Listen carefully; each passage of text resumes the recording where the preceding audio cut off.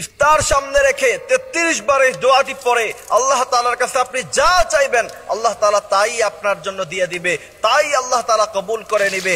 আল্লাহর নবী সাল্লাল্লাহু আলাইহি সাল্লাম বলছেন, মানুষ যখন ইফতার সামনে রাখে কিন্তু সে ইফতার গ্রহণ করে না, তার সামনে খেজুর, আলুর চপ, পেঁয়াজু সব ধরনের খাবার সুন্দরভাবে সাজানো, কিন্তু সে খাবার খাচ্ছে না, পেটের মধ্যে প্রচন্ড পরিমাণে ক্ষুধা। এই অবস্থাটা, এই সময়টাতে আল্লাহ তাআলা ফেরেশতাদেরকে প্রশ্ন করে, ফেরেশতারা, আমার বান্দারা পেটের মধ্যে ক্ষুধা নিয়ে, সামনে খাবার নিয়ে কিসের ভয়ে তারা খাবার গ্রহণ করছে না? ফেরেশতারা ওই সময় বলে, আল্লাহ আপনার ভয়ে, আপনার বান্দারা আপনাকে ভালোবেসে, আপনার ভয়ে, আপনার জাহান্নামের ভয়ে এরা খাবার গ্রহণ করছে না। কিন্তু এরা চাইলেই খেতে পারে, কেউ তাদেরকে বাধা দিবে না, কিন্তু আপনার ভয় তাদেরকে বাধা দিয়ে রাখছে, আপনার ভালোবাসা তাদেরকে বাধা দিয়ে রাখছে।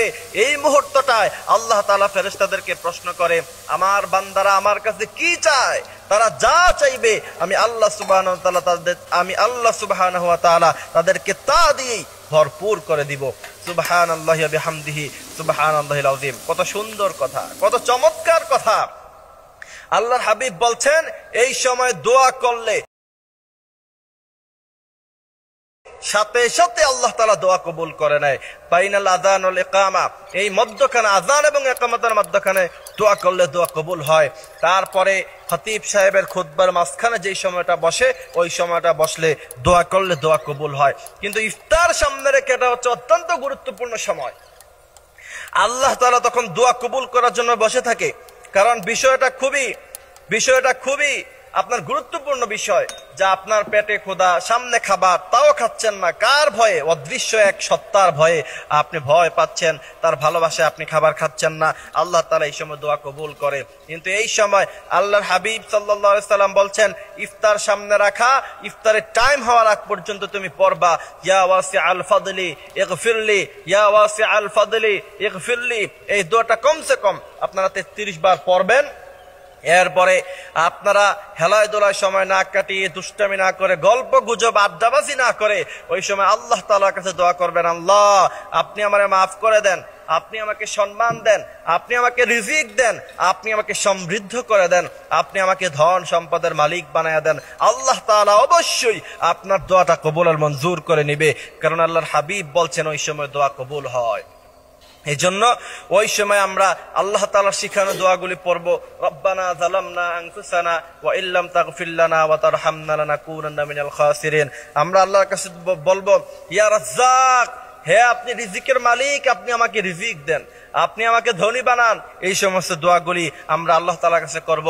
সারা বছর যেন আপনি ভালোভাবে চলতে পারেন, সুন্দরভাবে চলতে পারেন, বিশেষ করে সুস্থতার নিয়ামত যেন আল্লাহ তাআলা আপনাকে দান করে। এই জন্য আপনি আল্লাহ তাআলার কাছে সেগুলি চাইবেন। আল্লাহ তাআলা হযরতে মূসা আলাইহিস সালামকে বললেন, মূসা তুমি জানো, তুমি যদি রব হতা, আমি যদি মূসা হতাম, তোমার কাছে কি চাইতাম? মূসা আলাইহিস সালাম বলেন, ইয়া রাসূলুল্লাহ আপনি বলেন। আল্লাহ তাআলা বলছেন, মূসা তুমি যদি রব হতা, আমি যদি মূসা হতাম, সর্বপ্রথম তোমার কাছে আমি সুস্থতার নিয়ামত চাইতাম। এই জন্য আমরা রমাদান মাসে ইফতার সামনে রেখে গল্প গুজব আড্ডাবাজিতে না মশগুল হয়ে আমরা অবশ্যই আল্লাহ তাআলার কাছে আমাদের জীবনের যত চাহিদা আছে সব চাহিদা আমরা আল্লাহ তাআলার কাছে চাইবো। আল্লাহর হাবিব বলছেন, কোন ব্যক্তি দোয়া করলো সাথে সাথে তার দোয়া কবুল, কিন্তু সব বিনিময় আল্লাহ তাআলা দুনিয়ায় দেয় না। কিছু কিছু বিনিময়, কিছু কিছু দোয়ার প্রতিদান আল্লাহ তাআলা কিয়ামতের মাঠে কঠিন বিভীষিকাময় দৃশ্যে মানুষদেরকে ডেকে বলবে, যা আমি তোকে জান্নাত দিয়ে দিলাম, যা আমি আজকে তোকে এই নিয়ামত দিয়ে দিলাম। লোকেরা বলবে, আল্লাহ আমার তো আমল নাই।